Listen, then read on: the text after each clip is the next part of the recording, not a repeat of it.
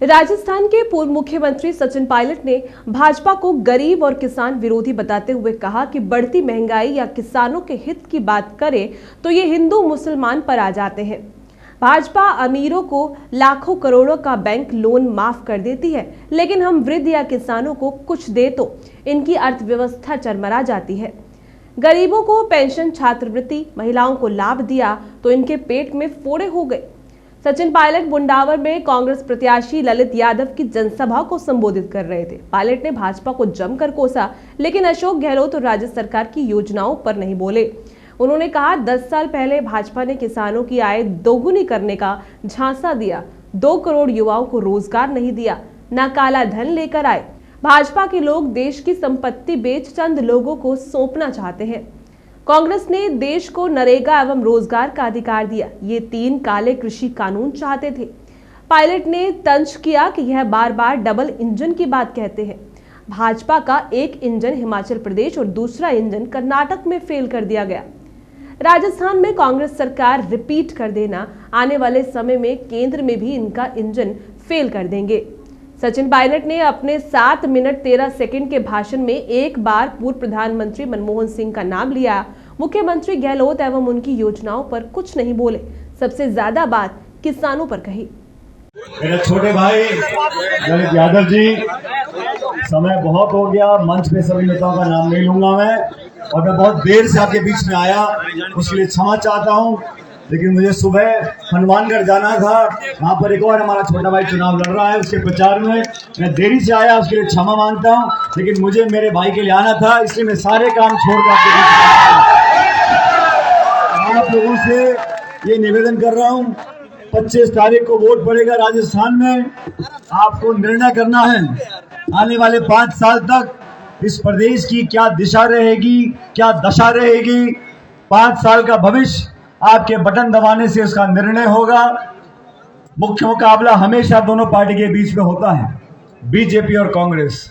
दोनों पार्टियों के बारे में आप अच्छी तरह जानते हो।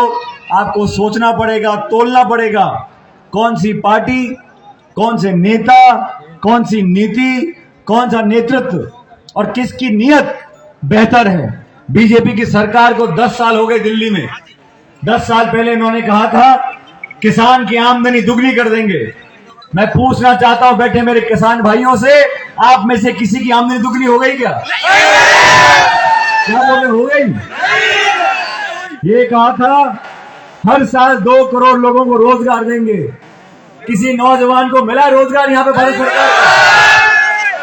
पूरी दुनिया में जो काला धन है उसको लाकर लोगों के खाते में डालने के 15-15 लाख रुपए मिल गया। 15-15 लाख रुपए किसी को?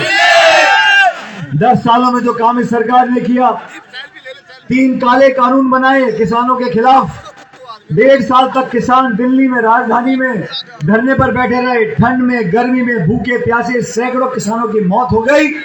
तब जाके उनको गलती का एहसास हुआ और वो 3 काले कानून वापस लिए। सरकार ने जो नीतियां बनाई हैं, भारत के लोगों की जो संपत्ति है उसको औने पौने दाम में बेचना चाहते हैं।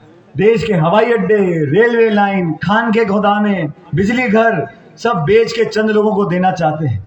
और कांग्रेस सरकार में दिल्ली में थी, हमने कानून बनाया, अभी गांव में जो काम चलते हम लोग भूल जाते हैं ये नरेगा का कानून किसने बनाया था। गांव में जो काम चलते हैं, रोजगार का अधिकार कांग्रेस पार्टी ने दिया। मनमोहन सिंह जी प्रधानमंत्री थे, 70,000 करोड़ रुपया छोटे किसानों का। वो किसान जो 2 बीघे 4 बीघे में खेती करता है, उस किसान के क्या हालात आज कर दिए भारत सरकार ने।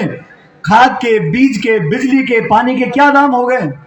पेट्रोल डीजल देसी घी से महंगा हो गया। गैस का सिलेंडर 1100 रुपए का है। बीजेपी के लोग 80 करोड़ लोगों को सस्ता खाना देते हैं, वो तो अच्छी बात है। और हम लोग किसी को पेंशन दे दें, किसी को छात्रवृत्ति दे दें, महिलाओं के जेब में 2 रुपए डाल दें तो बीजेपी के पेट में फोड़े हो जाते हैं। गरीब को पैसा क्यों दे रहे हो? अरे चंद उद्योगपतियों का लाखों करोड़ रुपया जो बैंकों का कर्जा है वो माफ कर दो, कोई बात नहीं। और किसी बड़े गरीब आदमी को आप 1000 रुपए दे दो तो उनके हाल खराब हो जाते हैं, आग लग जाती है। कहते हैं किसान का कर्जा माफ करोगे तो किसान बिगड़ जाएगा, किसान की आदत खराब हो जाएगी, बैंक का दिवालिया निकल जाएगा, अर्थव्यवस्था चरमरा जाएगी। मैं उनको बोलना चाहता हूं आप लोग बैठे हो, आपको मालूम नहीं है किसान पे क्या बीतती है, किन हालातों में अपने बच्चों को पैदा करके वो पालता है, पूरे देश के लिए अनाज पैदा करता है, उसकी मदद करने में आप पीछे हाथ खींचते हो।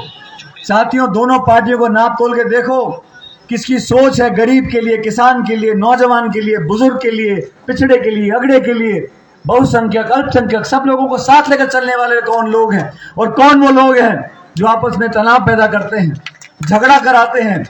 बीजेपी से पूछो टमाटर 80 रुपए किलो क्यों बिक रहा है, चाल, चावल, चीनी, चायपत्ती महंगी क्यों हो गई, तो कहते हैं हिंदुस्तान पाकिस्तान। अरे शिक्षित, रोजगार हमारे बिना मिले सैकड़ों, हमारे लाखों करोड़ों नौजवान बेरोजगार घूम रहे हैं।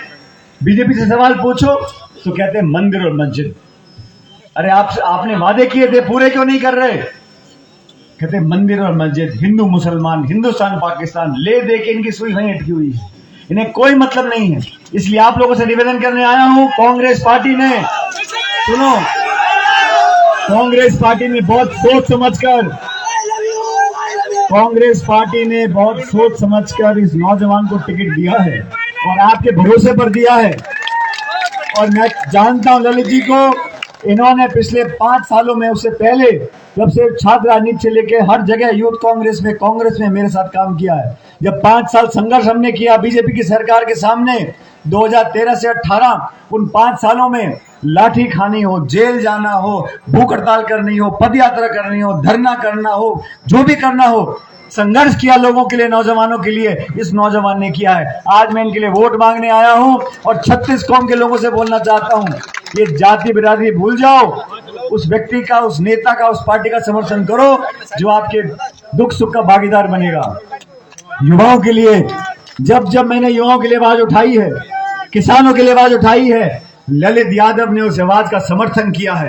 और आज आप सब लोगों को अपने इस बेटे भतीजे को आशीर्वाद देना है। साथियों, सिर्फ 2 दिन का प्रचार बचा है, 25 तारीख को वोट पड़ेंगे और 25 तारीख को जब मतदान होगा, जितने लोग यहाँ बैठे हैं और जो यहाँ नहीं आए, आप सबसे निवेदन करना चाहता हूँ, हाथ का बटन दबाना है।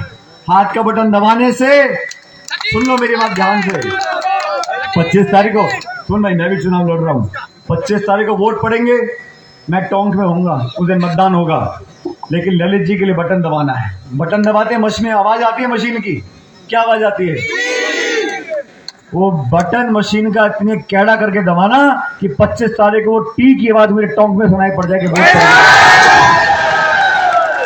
और पूरे देश में माहौल बदल रहा है। ये भाजपा वाले डबल इंजन करते रहते हैं। इनका एक इंजन फेल कर दिया हिमाचल प्रदेश में, दूसरा इंजन फेल हो गया कर्नाटक में। आप यहाँ टीके लगा दो हाथ के निशान में, अगले साल जो बड़ा चुनाव है दिल्ली का इंजन भी फेल कर देंगे लोगों का।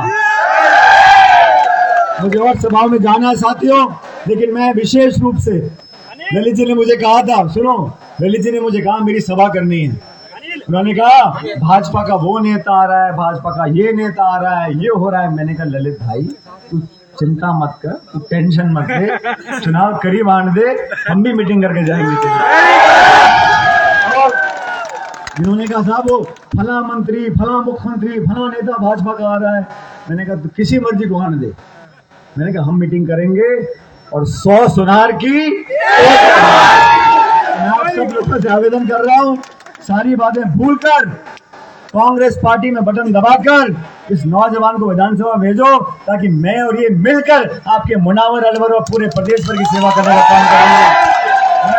नारा दूंगा, जोरदार नारा देना, ताकि अलवर दिल्ली तक आवाज जाए, कांग्रेस पार्टी जिंदाबाद। भाई जो पीछे बैठे कुर्सियों पे वो कोई नहीं बोला उन्होंने, आवाज नहीं आई, दादा बोल जोर से, कांग्रेस पार्टी जिंदाबाद। ये आखिरी तीसरा नारा, जीत का जयकारा, कांग्रेस पार्टी जिंदाबाद। धन्यवाद। राम राम।